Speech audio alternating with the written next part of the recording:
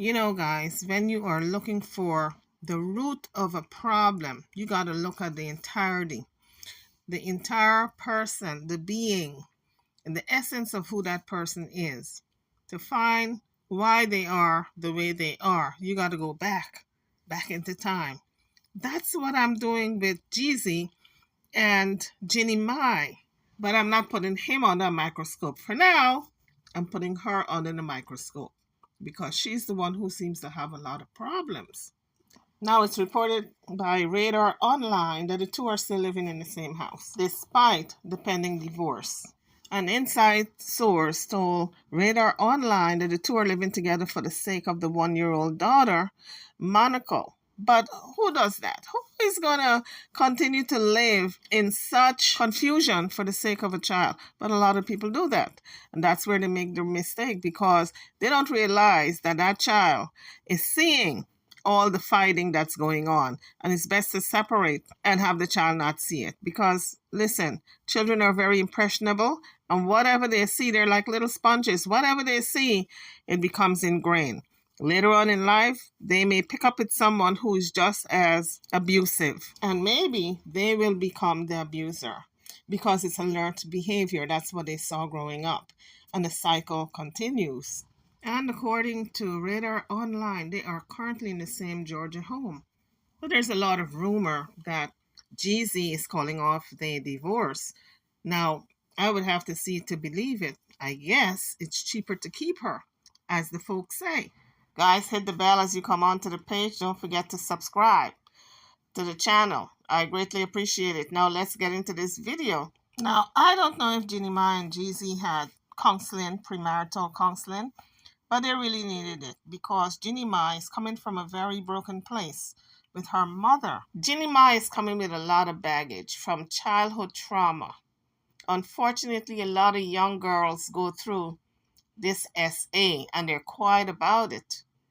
But I remember, as I was hearing her talking lately, I remember about 4 years back, about 4 years ago, when the show that she was on and popping, that she decided to do an interview with her mother.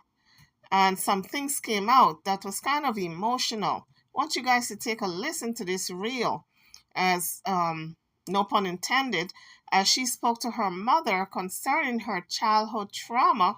And it looks like if she have not gotten over it, at least at the time, she was still very emotional about it. And you could tell the way she was talking and crying and just the raw emotion. I got the sense that she did not totally gotten over it. Anyway, let's take a listen. And I'm going to be doing my commentary in between. Just be 100% honest, Mom. This is good for you and me. Because you've never talked about this with anybody. Yeah.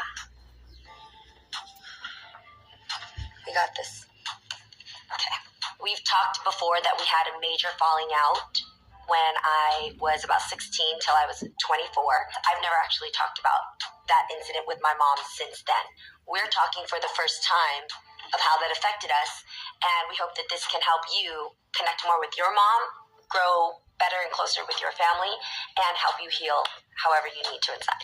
Coming from an Asian culture, specifically Vietnamese Chinese, in that culture, we don't usually have therapeutic conversations. We don't talk out our problems. We don't usually have family meetings where we say, hey guys, I'm hurt, I'm sad. There are problems, but most of the time you just keep it to yourself, right?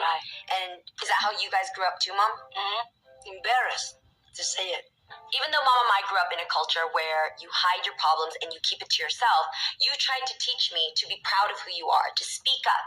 Don't let somebody else silence your voice. I grew up with an Americanized way of thinking, but with my mom, who still had traditional ways, there still is a learning curve to connect the two.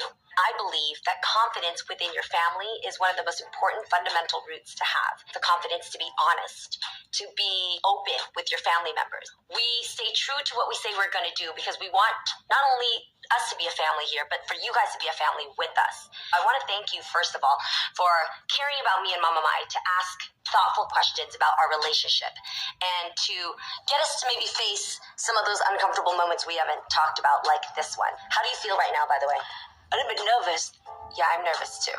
So we are facing our fears right now, and we hope that this encourages anybody out there to face your fears by sitting down on a couch together, even if it's as ugly as this one, to actually close the gap, and remembering that unconditional love means you should be able to talk about anything.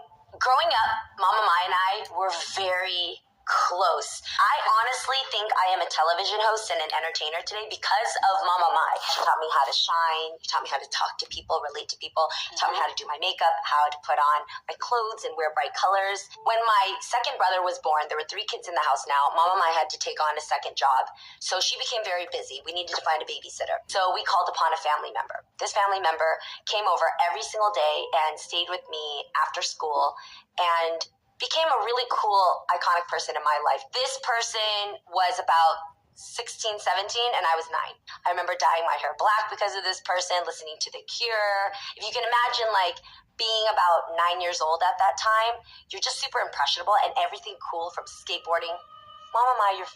So as Jeannie Mai is talking, her mother's phone went off. And I guess it was an honest accident. The mother thought she turned the phone off because they're taping and no phones were allowed to be going off. But the mother thought she had turned it off. But Jeannie became so incensed and so, I guess, belligerent that she decided to just comment on it. And it was not the nicest comment. And we saw the first glimpse where she have an anger issue. I'm pouring out my heart here. Does she understand this?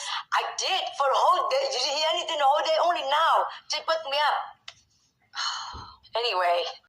But I guess in all fairness to Jeannie Mai, she may have thought that, okay, it's another example of my mom not respecting me because I specifically told her to turn it off and she didn't, and it went off. So once again, it just shows that she doesn't respect me at all. Like I was saying, I really looked up to this family member who was babysitting me. We became very close. And I just remember one day, this person sitting really close to me, we were playing video games, and he started to touch my thigh. And I just remember the whole time I keep thinking, this is my family member. I know him like this. I've known him for this long. He's taught me this. He's allowed in my house. This is cool. This is okay. And I also was just stunned because I've never been intimately touched like that. So I couldn't tell if it was wrong. I just knew I was noticing it. I was almost narrating it in my head, but I also just kept playing the video games. Every day, the touching continued a little bit more. Him taking off some of my clothes. We used to have the bathroom in your room. I remember him pulling me into that shower, and it was the first time I've ever seen a grown man and what he looked like. I was still 9 years old. I remember him telling me to touch him in certain ways. When I picture it, I just see flashes of things. I remember seeing the color of my clothes. I remember seeing blue jeans, and then my blue underwear, my green shirt that my mom bought for me. And this happened every day for a few weeks, and then it turned into months. And I remember one year going by. I didn't want to say anything because I was afraid. Honestly, because I knew you and Dad were struggling with money, and I knew that we had to have a babysitter, so I was afraid of getting him in trouble because then who would watch over us? And you were always really tired because you had 2 jobs and you were stressed out, and I never thought to come and bring more issues to you. So as Jeannie is pouring her heart out, remember it's the first time her mother's hearing this. They had not spoke about it before. Her mother remained so stoic, so non-feeling. She did not connect at all with Jeannie. Her mother knew what had happened because Jeannie went to her eventually when she was young and told her, but she didn't believe her. But this is the first time they openly spoke about it in such detail. And her mother just stood there quietly, just listening. Any mother would have said, I'm so sorry, I'm so sorry, with a few tears thrown all in there. But not Mama Mai. She was stoic, although as if she could not relate, like if this to her was probably normal. Maybe it was done to her as a kid, so she didn't see any problem with it being done to her daughter. That's what it appeared to be. And maybe she was ashamed that it was even being discussed, because in the Asian culture, such things, according to what Jeannie has said and some other Asian people, they have said that these things are not discussed usually because of the shame and the disgrace that it brings upon the family. And so maybe she was so ashamed that she was even insisting that they discuss this openly in public, so the families would know, friends would know, and the world would know. So maybe Mama Mai was a little ashamed at that time. Maybe that's why she didn't express any type of, tears or I'm sorry. And remember, guys, it's a culture clash. Jeannie Mai, who is young, she is urban, she's American Asian, she's very expressive. At the time she had her, the talk show, the real Mama Mai, coming from an Asian culture, traditional culture, where these things are not discussed, especially in the open for the world to hear. So this is an interview that Jeannie Mai had with her mom on her own talk show. She had a little talk show where she brought her mom on. The mom had never spoke about it openly this way, so she was a little embarrassed. I knew you and Dad were struggling with money, and I knew that we had to have a babysitter, so I was afraid of getting him in trouble, because then who would watch over us? And you were always really tired because you had 2 jobs and you were stressed out, and I never thought to come and bring more issues to you. He said certain things that made me afraid of making you angry at me. He would say things like, which is like, your mom's gonna hit you if you talk about the family. Or, không ai tin đâu. Nhiều người nghĩ là con gái điên lắm, which is like, nobody's gonna believe you. People think little girls like you are crazy. I would just come home and go to my room, and I just kind of knew that he would come in at some point, and there was nowhere in my house to run to. This went on for a long time, for a few years. I'm a teenager. I'm like 13, 14. And I remember getting quieter, and I started getting nightmares. Remember, guys, this started at the age of 9, and now she's 13. And she felt as though she could not confide in her parents because of the threats this person who was essaying her was doing. And it was a cousin, was a member of her own family.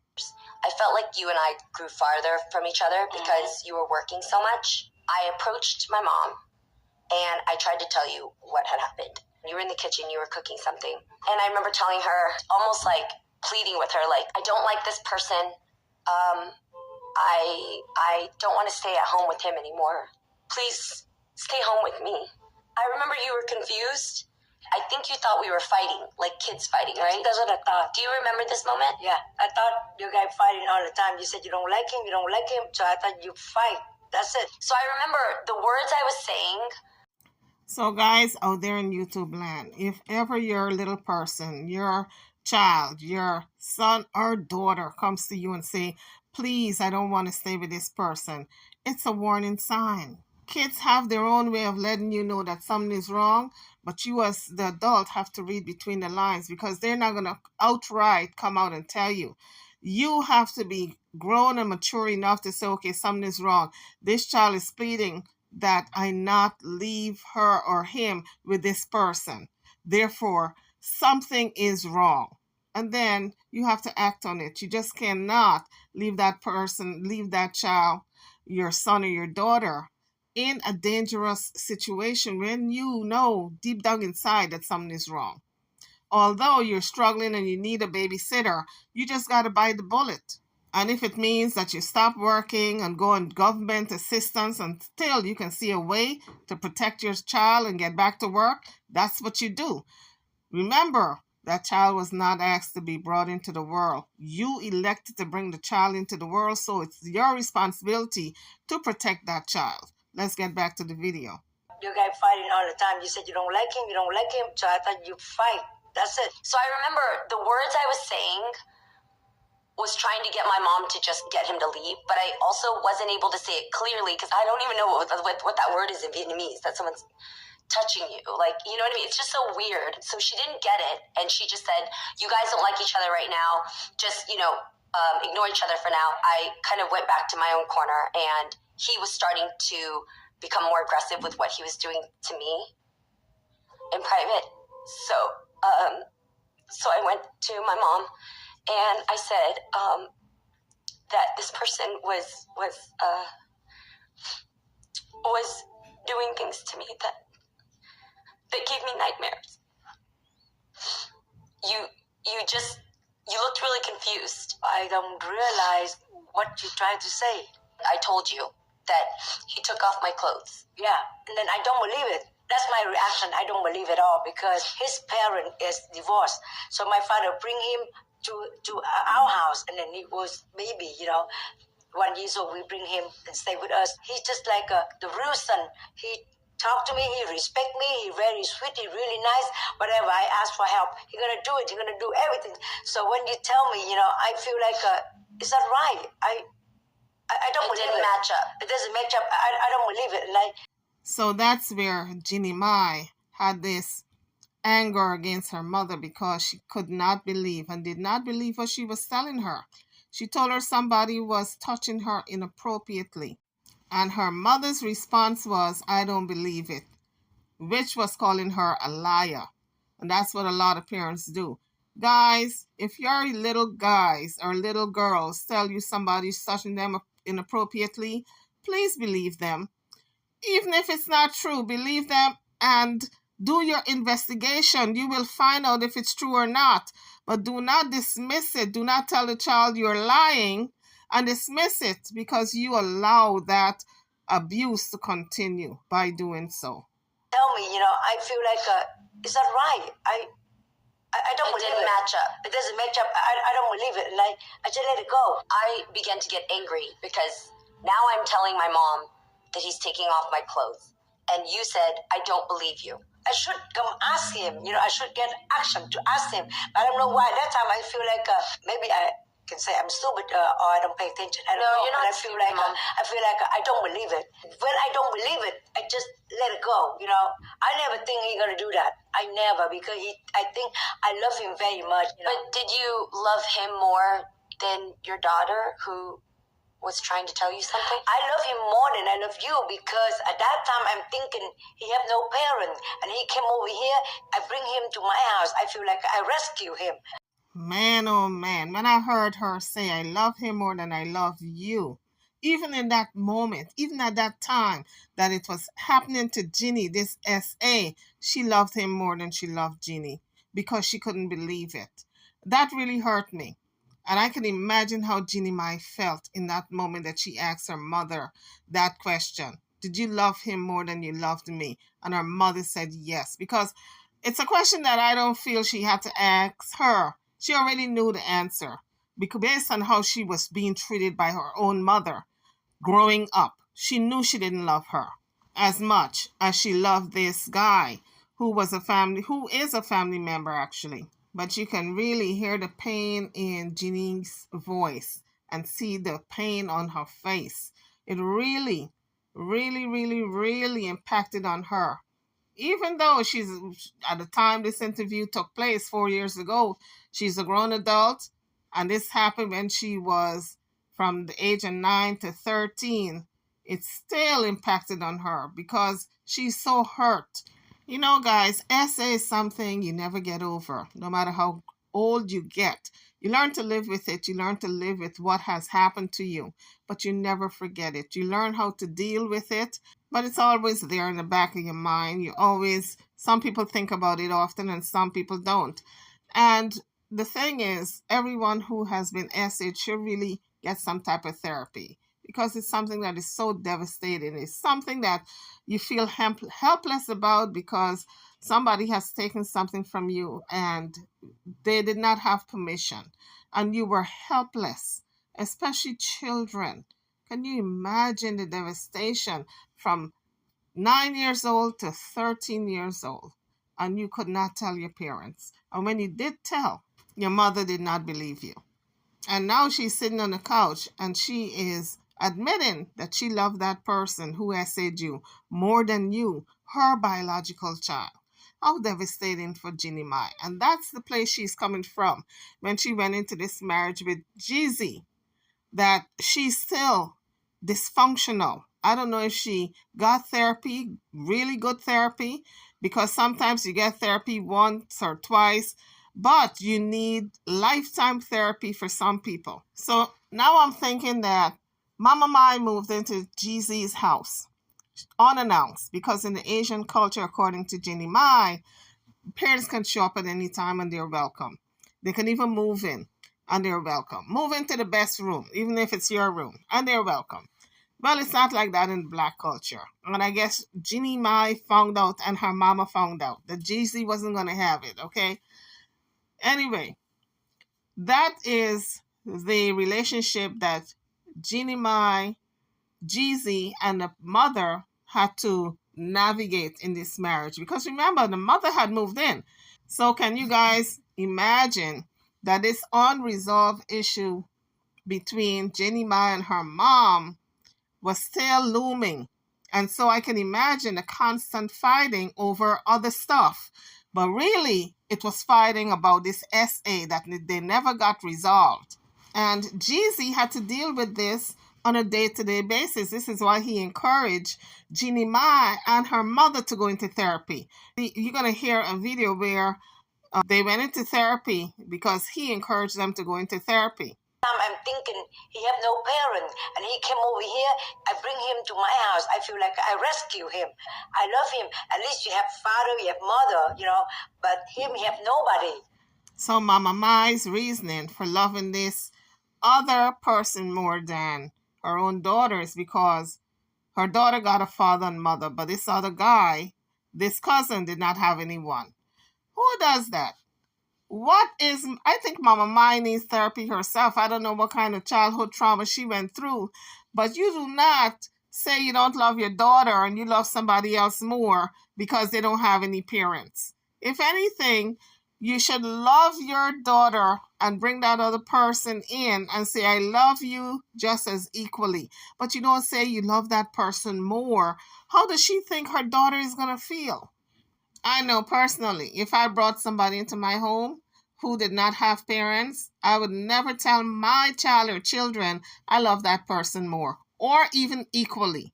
I would say I love you more because you are my child, but I love that person also. But I love you more because you came out of me. And the bad part is, Jeannie Mai was sitting right across from her mother. Grown adults, two grown adults, and her mother had the nerve to repeat that she loved him more. You're saying that just because he didn't have parents, you felt so bad for him that you chose to believe him over your own daughter.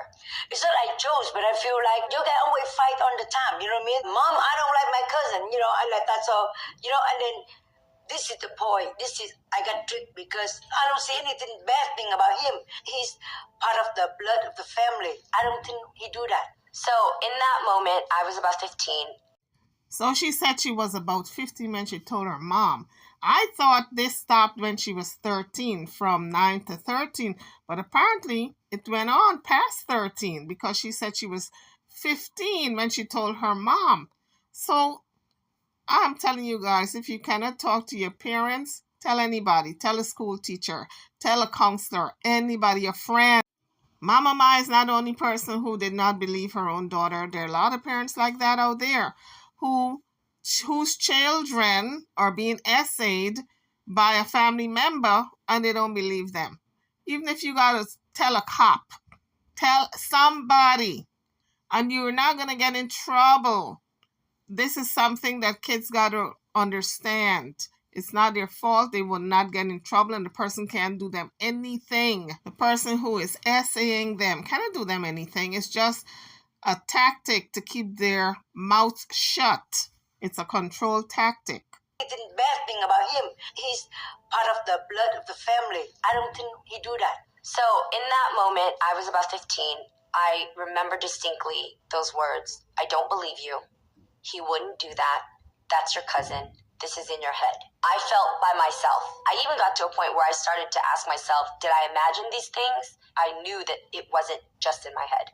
And that's when I started to separate from you, Mom, and I decided at 16, I ran away from home. So I packed up my things and I left the house and I moved to San Francisco. I left the house and started to pursue my career in makeup, in styling, and later TV, and pretty much have been independent since 16. I spent 9 years, almost 10 years, never celebrating Mother's Day, never celebrating Christmases with my family. All of the traditions we always did, it stopped completely. My mom was mad at me for running away because she felt that that was disrespectful. And I hated you at the time because at that time I feel like you want to run away, you want to learn hard way, go ahead, run. I don't need that kind of daughter. That's how I feel. For anybody out there who has distance from your family member or maybe even a broken connection with your mom, you feel it.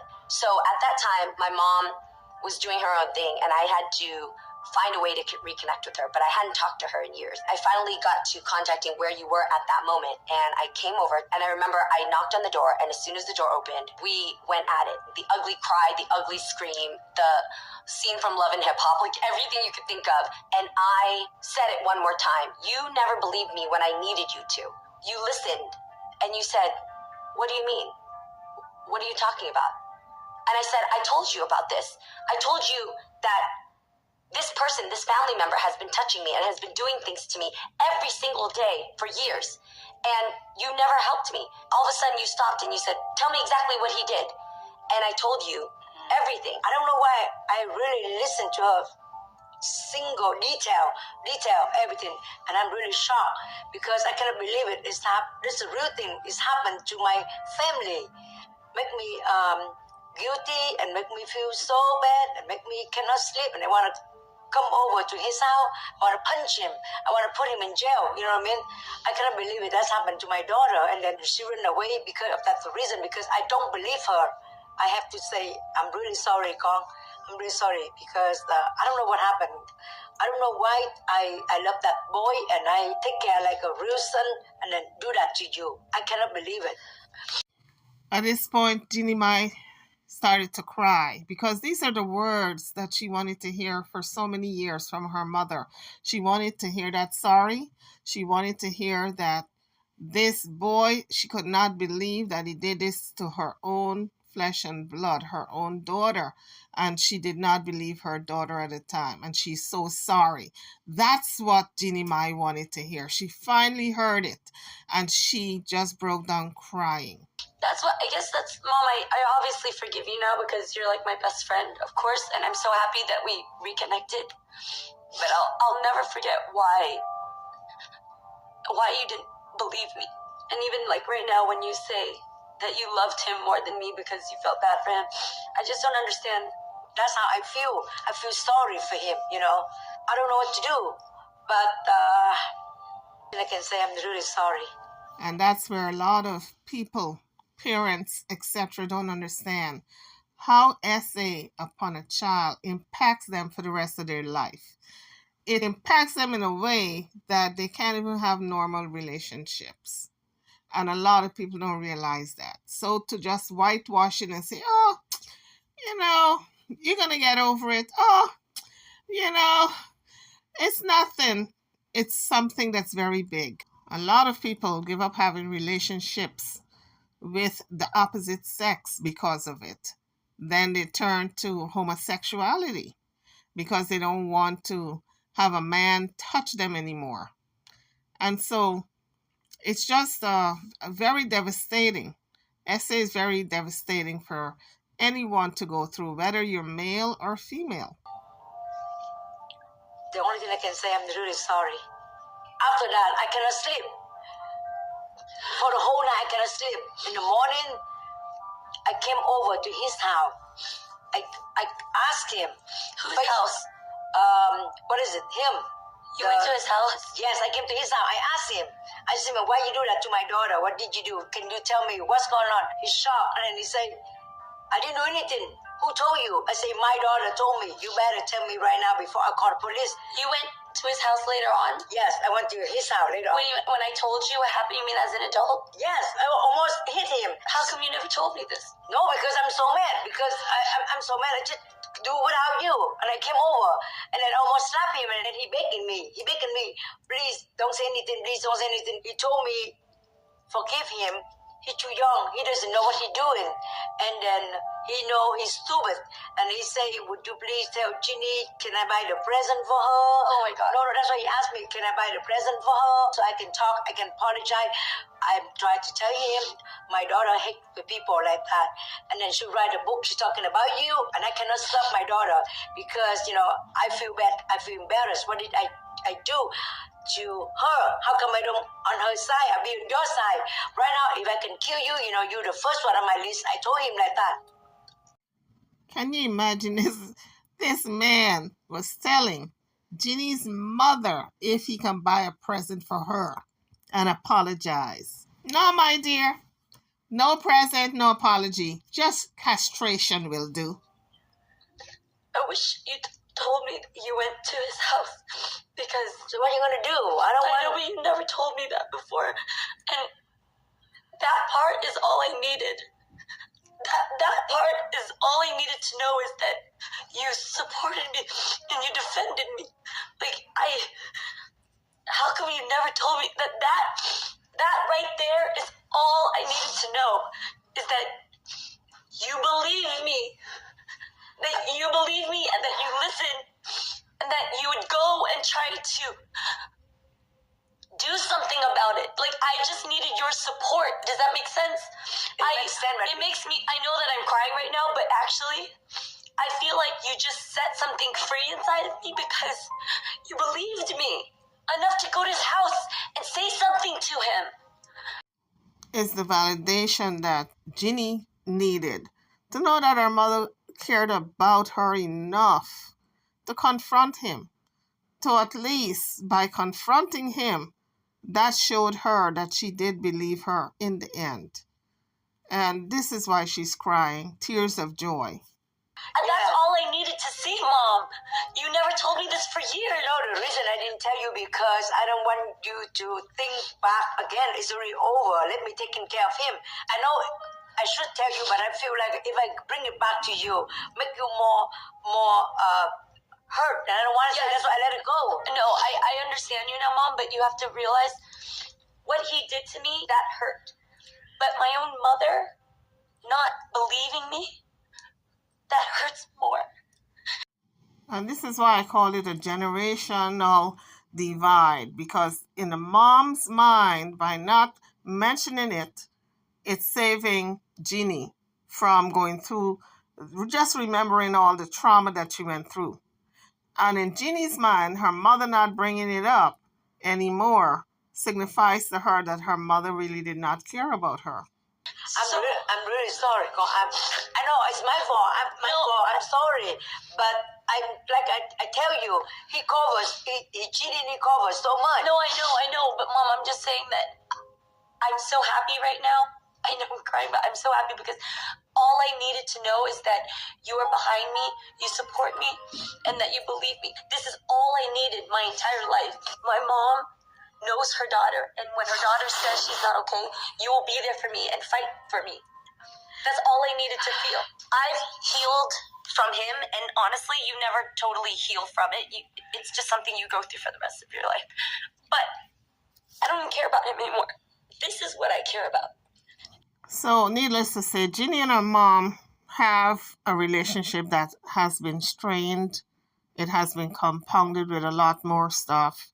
And this is who Jeezy was living with, having these two females in the house who really have a lot of stuff to iron out and have not gotten it all ironed out as yet. And he had to deal with this under his roof. You and me. Nothing can ever come between us. No stranger, no family member, no lie. You and I are a team first before anybody else. I'm really sorry, Con, but you have to think at that time, I'm still young. You are the first one in my family, and I don't know that much about the. So now, Mama Mai could not leave well enough alone. She said, listen, you're the first in the family. You were an accident. Well, I guess that's not what Jeannie Mai wanted to hear at the time, because for every child, they want to feel as though my parents wanted me. They planned that pregnancy and they wanted me in this world. But no, not Mama Mai. Mama Mai said you were an accident. And even if she was an accident, don't tell her that, especially in this particular moment. really sorry, Kong, but you have to think at that time, I'm still young. You are the first one in my family, and then I don't know that much about to be a parent too. Mom, right now, just what you showed me makes you the best mom in the world. At that time, I don't know. I'm too young. That's why I told you I got you by accident. I don't want you to come out. I told you already. Why are we bringing that up? I want to enjoy, to have a good time, and you come out, and then I take care of the baby. I'm not perfect as a parent too at that time. Honest. Why are you bringing it up that I'm in an accident? What kind of is that? Oh my God. No, it's true. I don't want you to come Anyway, out. that's not making me feel any better. Speak out because it's not because I want to be famous. It's not. What the hell? Anyway, guys, over the years, I'm sure they've had their ups and downs. And Jeannie Mai, I don't believe, has ever fully forgiven her mother for not believing her. Because by not believing her, the essay continued. And Jeannie Mai said she ran away from home when she was 16 and she never went back. Now, it's not clear to me at what age the essay stopped. I know she said she was 13 when she first told her mom, and then her mom said she didn't believe her. When she was 15, she outright told her exactly what was going on. And that's when the mom decided to go over to the guy's house. But by that time, the damage had been done. It had been years of essay upon Jeannie Mai. It had been a good 6 years already that she was going through this. And when she turned 16 the following year, she ran away from home. And I would imagine she ran away from home because although the mother knew what had happened, she never pressed charges. This guy was continued to lead his life with his own family. And here is Jeannie Mai, all crumbled and all destroyed inside. But she took that pain, and in spite of the pain, she carved out a life for herself. So guys out there in YouTube land, if you see yourself as a reflection of Mama Mai, if there's any Mama Mai in you, you know you got some changes to do. And you know that you need to believe your children more when they tell you something is not right. So guys, this is the second part of the video where Jeannie Mai and her mom is in the therapist's office. And they're supposed to be getting therapy to mend their relationship. Let's take a listen. Okay, well, first off, I want to thank Beth and my mom for being here. Thank you so much. I heard about Beth from a friend who has been seeing Beth for a long time, and I actually was looking for Beth for me and Jay. Jay and I do counseling, but I'm always open to trying new counselors. You and I got in that fight, and I was so angry at you, and I really thought we weren't going to talk ever again. And then Jay asked me, why don't you have a therapy session with your mom? I'm very nervous to go to therapy with you because I'm a little scared of how you'll be. I don't know how you'll behave. Okay, guys, you heard when Jeannie Mai said, Jay asked me, why don't you and your mom go into therapy? That's because he was sick and tired of the fighting. The mom moved out of his home. I would suspect maybe because he was tired of the fighting, and the mom got tired of the fighting that she was doing with her daughter. So I guess she moved out for that reason. Because when the mom moved in, I got a clear impression that she was there to stay. But I guess she had to move because, like I said before, Jeannie Mai did not get over the fact that her mom did not believe her when she was younger and was being essayed by the cousin. Mom did not believe her. Mom point blank told her she loved the cousin more than her. And so over the years, that put a strain on the relationship. And can you imagine the same mom moving into the home with Jeannie Mai and GZ and the kind of fighting that they did in that man's home, that it drove him, I guess it drove him crazy. Anywho, let's continue to listen. I don't know if you'll like it. I don't know if it'll make us worse. You're talking about a therapy like a counselor? Right? I'm thinking because it costs too much money. I don't want to go. And number two, I don't think I'm wrong. So why should I go to the counselor? Maybe I'm wrong. Hell no. But, So Mama Mai said, first of all, therapy is too expensive. And secondly, I don't think I'm wrong. So why should I be going to any therapy? So that's the kind of attitude that Mama Mai have. And so she and her daughter could not see eye to eye. And in fact, both of them needs therapy because Mama Mai is from a different generation. But I keep saying different generation when in fact she's thick-headed. She's stuck in her own way, and she's I guess she don't like her daughter. This is what I'm gathering. She does not like Jeannie Mai, period. That's what I'm seeing. Because there's no reason for her to come this hard at Jeannie Mai. Not at this point. Not after she knows that, yes, she was essayed. She's still going to be stuck with, well, I don't feel as though I should be going to therapy. No, I don't feel as though you're right. I'm right. So why should I be going? You don't come off like that. Not when you know the deal and know that your daughter went through this horrific event in her life where she lost a lot of things that are personal to her and dear to her that she cannot replace. So guys, drop your comments. What do you think about Mama Mai making this hard stance that, oh, I don't need to be going into therapy? She does not need therapy, honey, because she feels she is right. Drop your comments on that. So this is Jeannie Mai talking to her mom in therapy. Mom, I know that I have your same temper. I never back down. Now with Jay, when he pushes me, my temper came back a little bit. So I wanted to go to counseling so that Jay and I can learn how to communicate better, and now we're getting better at it. Well, she's kind of blaming the mom for her having a temper with her husband. And so she's telling the mom that's why she wanted to go into therapy, to help herself and the mom have a better relationship, because both of them have this temper that they need to work on. But we see where the problem lies. The problem lies here with Mama Mai not wanting to go into therapy. I don't know how long it took her daughter to convince her that she needed therapy. Because Mama Mai said, listen, I know I'm right, so why should I go into therapy? Ain't nothing wrong with me.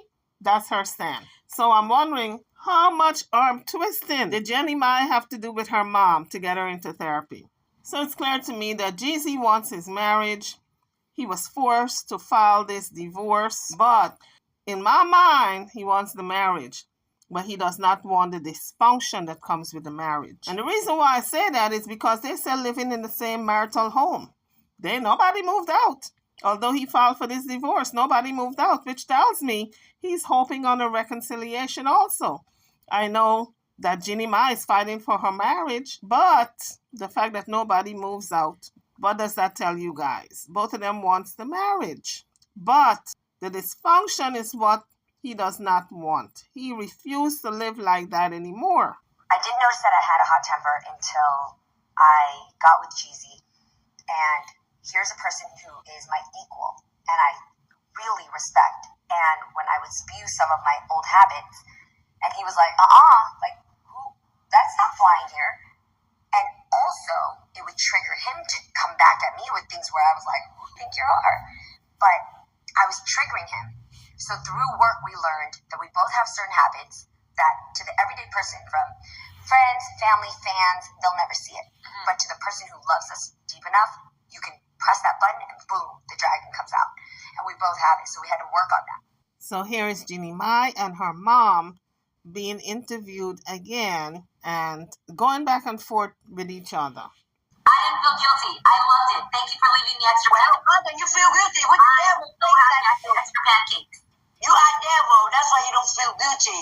If you are human being, you feel guilty. And this was not too long ago, guys. So clearly, they still have issues. Her mother told her, your face looks like the devil and you are the devil. If you were human, you would have felt guilty. I mean, and this is public. This is not fighting in private, in just behind closed doors. So can you guys imagine what happens, what goes on behind closed doors? So Mama Mai and Jeannie Mai was on a panel and they were discussing their problems. Then they started to yell at each other. And this is what happened next. I tell her how she's wrong. I walk in the house. She yelling at me. What do you think? You shocked too. Mama Mai shocked too because that's how she yelling. What do you think? You're trying to say my head's up high. You're thinking about I'm the Mama Mai. I'm thinking. It just sounds very catty. And in my mind, it all stems back from the essay that Jeannie Mai suffered when she was younger and her mother did not believe her. That's what all this yelling is about. The ability to forgive. Jeannie Mai haven't forgiven her mother. And I think her mother is upset with her. And this goes back to the pregnancy, when she was pregnant with Jeannie Mai. Jeannie Mai, she said, was the first in the family, and she wanted to have a good time, and she was young, and she was not ready for a child. And I think that's where the mother's anger stems from, that Jeannie Mai was not planned, and she came at a time when the mom really wanted to have fun in her life, and that was stolen from her, taken away from her. But she's blaming the wrong person. Instead of blaming Jeannie Mai, she had to look in the mirror.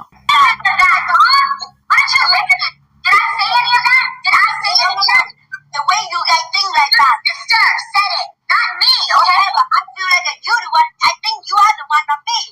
Why am I saying that? I'm the one who made this show, Mom. What are you talking about? Why would I say that? And so, guys, I just wanted to take it back and bring it up to speed as to what is going on or what's going on in Jeezy's household with Mama Mai and Jeannie Mai.